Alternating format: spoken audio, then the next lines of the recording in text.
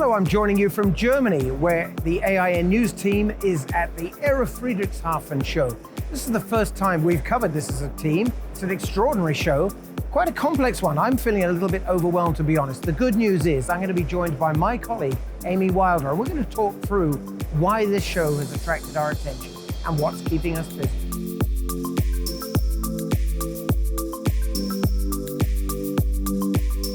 So I'm coming from the lighter side of aviation. I'm a newly minted pilot. I'm relatively new to aviation journalism. I've been doing it for just a couple of years, and I'm brand new to the AIN team. I'm meeting you in person for the first time, Charlie. We've worked together for about 6 months now.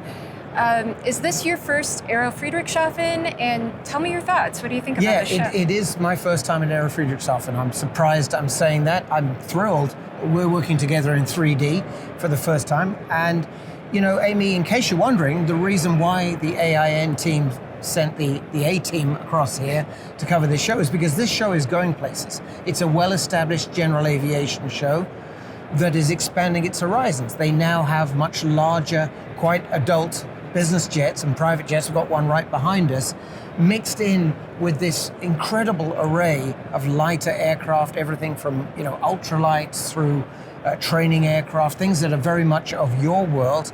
It's a cliche maybe, but Aero Friedrichshafen in my head is sort of Europe's Oshkosh, which I know you're very familiar with.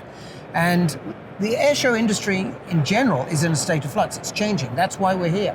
We're trying to determine where do we need to go to best serve our audience? And that's what we've been doing, isn't it, for 2 days, trying to get our heads around this. I confess, I'm a little bewildered by this show. Yeah, 2 days, it feels like 2 months at this point. In my case, it looks like 2 months. It's starting to look like it for me too. Yeah, so you make an interesting point. You know, the little guys, historically, and I think today, especially with Mosaic on the horizon, the smaller, lighter end of aviation is where the innovation happens. And I think there are financial reasons for that. You know, you can put a lot of money into developing something that hasn't been proven. There's a lot of experiments, literally, experimental airplanes, experimental technologies that happen on the lighter side of aviation. And those, you know, in the 20th century, and I think today this is true as well, get adopted by eventually the airliners, the business jets, the military even.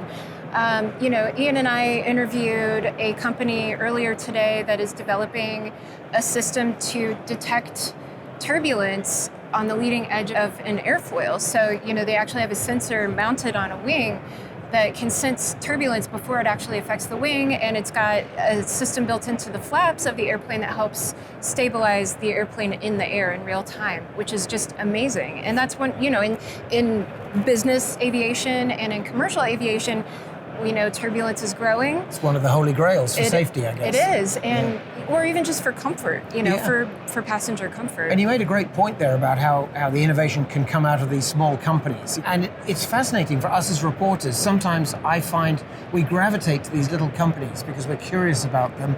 You know, there are these major tier one aerospace companies. We could spend our entire time with them if we wanted to. But I think when you come to somewhere like Aero Friedrichshafen, you have the chance to meet people you'd probably not meet in any other context, I suspect. And I think that's probably been the most rewarding thing. You know, there's sort of a wider context to this show. I'm a bit of a sort of political animal, I suppose. The world is a pretty confusing place at the moment. I think you said to me just a bit earlier, you know, aviation is about collaboration, partnership, getting there together. But these are unsettling times. And some of the companies I've spoken to this week can't but help refer to the fact, well, how do we know we can continue these partnerships if we're going to be in a trade war? How do we know we can, you know, continue doing business as normal if the old assumptions about where the alliances were are fuzzy? So there's this sort of strange elephant, not so much in the room, but, you know, just outside the room, that's been there knocking at the door throughout the show. But that hasn't gotten in the way of some of the fun. I'm not even sure you've ever met an airplane you didn't fall in love with. It's quite personal for you, isn't it? I mean, when you're out there, is it an emotional experience? You know, I don't know about emotional. Many pilots share the same disease where we fall in love with airplanes at an early age. It's almost nauseating. You hear the same story over and over again. I went on a ride in an airplane with my uncle when I was 9, and I knew from that moment on I wanted to be a pilot. And someone like that could be a pilot for 30 years and they'll still look up when they hear an airplane engine overhead. Speaking of which, we had the Goodyear blimp fly over earlier, which was really exciting. I did see that, but that's not the only such experience we've had this week. Now, come on, go ahead and brag. Go ahead and brag. We're talking about the history of aviation, and Friedrichshafen, Germany, is a very special place in the history of aviation. In the late 1800s, before powered flight, the Zeppelin was developed here. So is this sort of Germany's Kitty Hawk?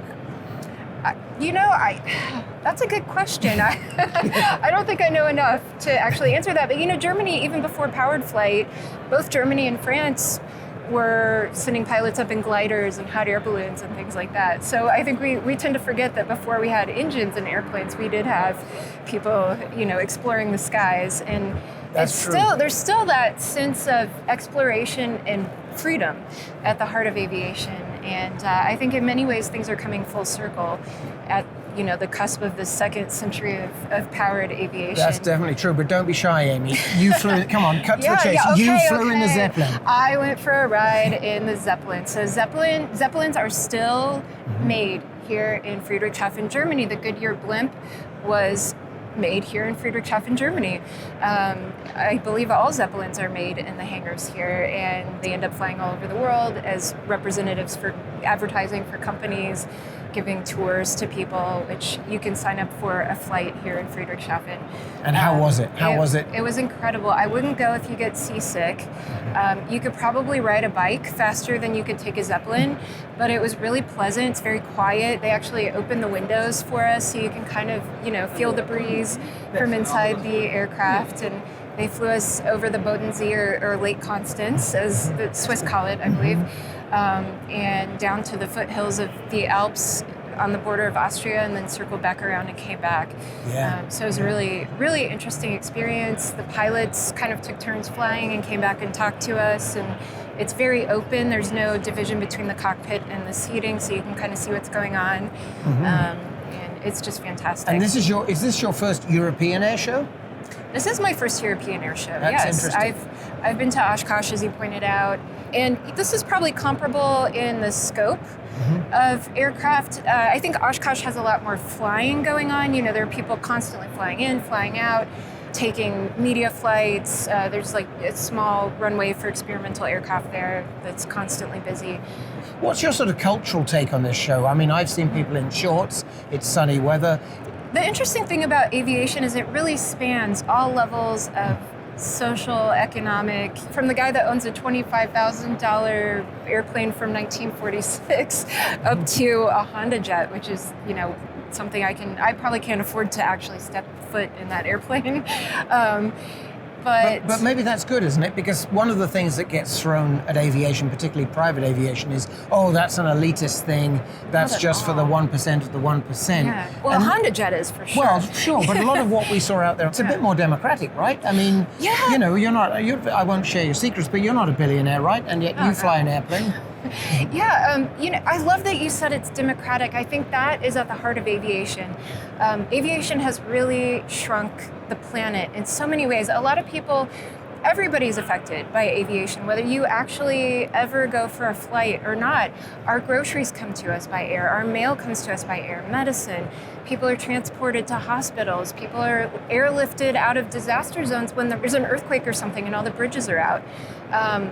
And not only that, it's allowed us to build connections, cross-culturally over the past century. And I think that's the magic of coming to a show like this, because aviation is such a small community, and you really get to know people globally over time, very quickly, actually. Yeah, that's true. And there is no sense of exclusion. There's no sense that anybody is better than anybody else. There is no elitism, really, in aviation. At least I haven't encountered it. It's very welcoming. It's very much about innovation. How can we make things better for the world, for airplanes, for people? And I think that innovation's been a common thread in a lot of the stories that we've worked on. We're addressing topics such as how might the shape of air transport change? You know, you and I and our other colleagues, our last leg of our journey here was us crammed in a rental car driving for almost 3 hours from Zurich to get here. We're now talking at this show to people who are saying, well, gee, in 2 or 3 years' time, we could be picking you up at Zurich Airport in a hybrid electric aircraft or a hydrogen fuel cell aircraft, and we could have got you there in 20 minutes. And that doesn't seem fanciful anymore. You know, we're talking to people who are making that happen. They're within 24, 36 months of getting that certified.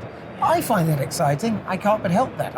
I'll probably never be a pilot, but I find that thrilling. And the other common thread, I think, with your Viridians, with all these other companies we've talked to, it's what I call the art of the possible. You know, you can sit on the outside and you can say, batteries just aren't good enough, that's a waste of time, you know, let's stick with what we know. But these pioneers, and God bless them, because I'm not an entrepreneur or a pioneer, they're saying, you know what, we're not going to wait for perfection to happen. We're going to dive in and make the best of what we have. And yes, in 10 years' time, we may upgrade it with what, you know, if we get to Mars and get new sources of power, fine. But we don't have time to wait around for that. I find that exciting. I think it is exciting. And, you know, I just came from a press briefing by Kawasaki, and they were talking about how a lot of the Japanese OEMs, Honda, Yamaha, Toyota, you know, have developed a cross OEM collaboration because they have realized we can't afford to wait and we need to work together if we're going to get anywhere. And that's what I'm seeing a lot at this show as well. There's a lot of concern for the environment in aviation. And I think a lot of the general public have a perception that the aviation world just doesn't care. And I think that's not true. But, you know, I said aviation doesn't happen in a vacuum. And what I've been thinking about this week is you can develop this battery technology, you can create sustainable aviation fuel, but the infrastructure also has to be there. You know, you can't power a battery using carbon-fueled electricity and actually believe that that's better for the environment. You've got to find a way to make the infrastructure better too. So it's a big problem. And there's more progress on that than some people would want us to believe. So just yesterday I was talking to a German engineer who's pioneering hydrogen propulsion, and he surprised me. I said, look, everybody says the ecosystem isn't there. Everybody says, you know, you can't make really green fuel. You're kind of greenwashing us with this stuff. Says? And he said, not at all. He said, in the United States of America, you know, renewable energy is just, the availability of it is increasing at a phenomenal rate, even more so than in Europe, which is not what I expected him to say. And as a consequence of that, there's more renewable energy to be used for different applications, including aviation. So this old deal breaker of, we just can't make the clean energy, it might not be a deal breaker after all.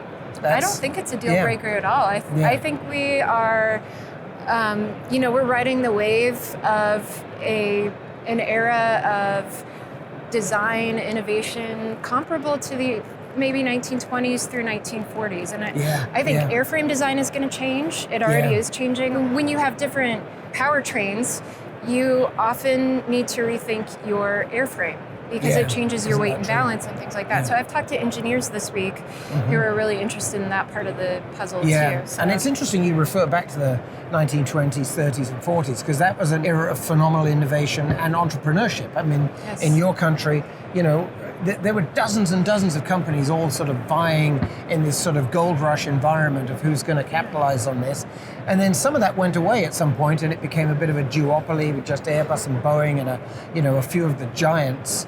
And now we seem to be seeing more entrepreneurial small companies, which is and you know, I think Mosaic is fueling a lot of that exuberance right now because you know, for the past 30 years in the US, there have been regulatory and economic forces at work that have kind of made it difficult for the golden age of aviation to continue, where your average middle class person can buy an airplane and get into the aviation from the ground up. But with Mosaic, we're seeing angel financiers and investors just pouring money into those small companies because it's opening up a whole market segment that hasn't been available in a long time.